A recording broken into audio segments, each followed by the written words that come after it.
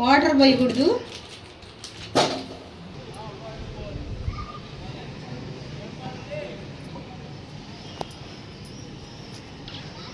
Hello అండి, welcome to my channel. అందరూ ఎలా ఉన్నారు? బాగున్నారా? మీరందరూ బాగుండాలని మనస్ఫూర్తిగా ఆ భగవంతుని కోరుకుంటున్నాను.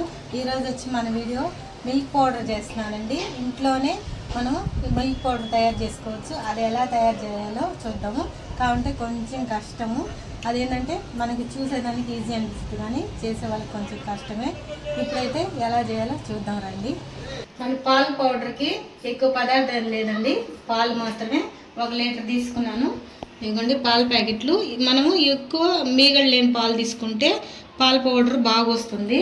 హాఫ్ లీటర్ పాలు తీసుకున్నాను నేను. మనం బయట కొనాలంటే చాలా కాస్ట్ ఉంటుంది పాల పౌడరు. మనం ఇంట్లోనే ఈజీగా చేసేసుకోవచ్చు, కొంచెం కష్టపడితే చాలు. ఇప్పుడైతే పాలని కాస్త గిన్నెలో పోసి, మనము ఏ గిన్నెలో పాలు పోసుకుంటామో ఆ గిన్నె నీట్గా కడిగి పెట్టుకోవాలండి. ఎందుకంటే పాలు విరిగిపోకూడదు, విరిగిపోతాయి. ఆ మాలు క్లీన్ చేసుకుంటే విరిగిపోవు. ఇప్పుడైతే పాలు పోస్తున్నాను.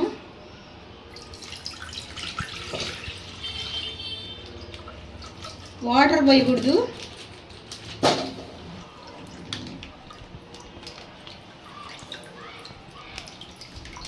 ఇప్పుడైతే స్టవ్ ఆన్ చేసి పాలు పెట్టేశాను. వీటిల్ని అడుగంటకుండా మనం కలుపుతూ పాలు మరిగించుకోవాలి.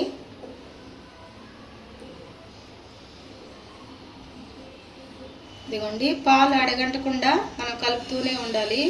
స్టవ్ మీద పెట్టేసి వెళ్ళిపోకూడదు, అడుగంటిపోతాయి. మనం నిదానంగా కలుపుతూ ఉండాలి.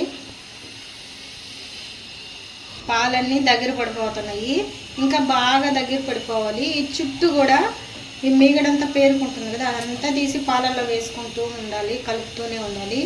పాలు పొంగిపోకూడదు, అడుగంటకూడదు. ఇట్లా మేగడు కూడా చుట్టూ ఉండి వదిలేయకూడదు. ఇదే అండి నేను కొంచెం కష్టం అని చెప్పింది. స్టవ్ దగ్గర నుంచి అయితే అసలు వెళ్ళకూడదు. చూడండి పాలన్నీ దగ్గర పడిపోయినాయి. ఇది మన పాలకోక అయినట్టు చాలా దగ్గరికి వచ్చేయాలి, కానీ చక్కెర వేయకూడదు. పాలతోనే ఇలా చేసుకోవాలి. ఇప్పుడు మరి బాగా జాగ్రత్తగా ఉండాలి, ఎందుకంటే చాలా ఈజీగా అడుగంటుంది. మనం కలుపుతూనే ఉండాలి. ఇదిగోండి మరి గట్టిగా అయిపోకుండా, లూజ్గా లేకుండా బాగా తిక్కుగా వచ్చేసింది. ఇప్పుడైతే స్టవ్ ఆపేస్తాను, తర్వాత ప్రాసెస్ చూద్దాము.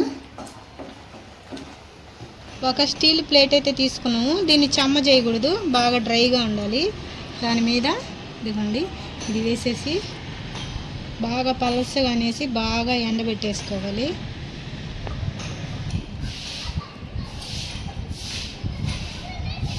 ఇది బాగా ఎండిపోవాలి, డ్రై అయిపోవాలి ఇది. అందుకే మనం ఎంత పలసగా చేసుకుంటే అంత త్వరగా ఆరిద్ది.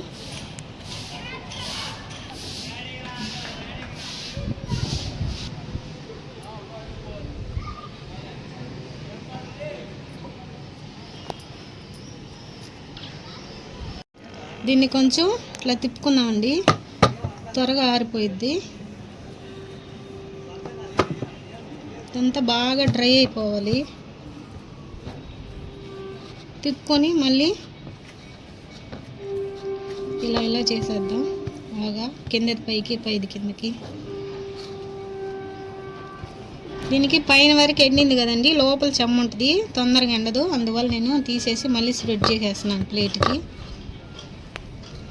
ఇది డైరెక్ట్గా ఇంక ఎండిపోయిన తర్వాత దీన్ని మిల్క్ పౌడర్ ఎలా చేస్తానో చూపిస్తానండి. ఇదిగోండి బాగా ఎండిపోయింది, ఇలా బాగా డ్రై అయిపోవాలి. చూడండి ఎంత గట్టిగా అయిపోయిందో.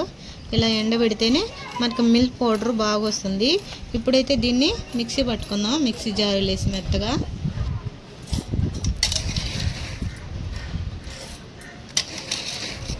దీంట్లో 1 స్పూన్ చక్కెర వేసుకుందాం.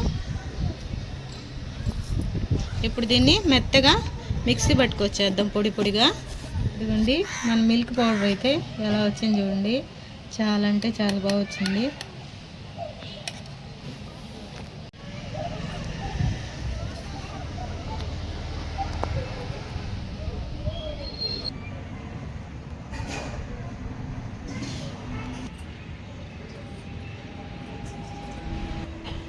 అంతేనండి, మన పాలతో మిల్క్ పౌడర్ అయితే తయారు చేసేసాను.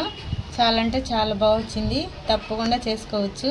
కాకుంటే కొంచెం లేట్ అవుతుంది స్టవ్ దగ్గర నిలబడ్డము. చూసేదానికి మాత్రం ఈజీ, కొంచెం కష్టం ఉంటుంది. తప్పకుండా ట్రై చేయండి, చాలా బాగా వచ్చింది. మా వీడియో మీకు నచ్చినట్లయితే లైక్ చేయండి, షేర్ చేయండి, సబ్స్క్రైబ్ చేయండి. ఉంటా అండి, బాయ్.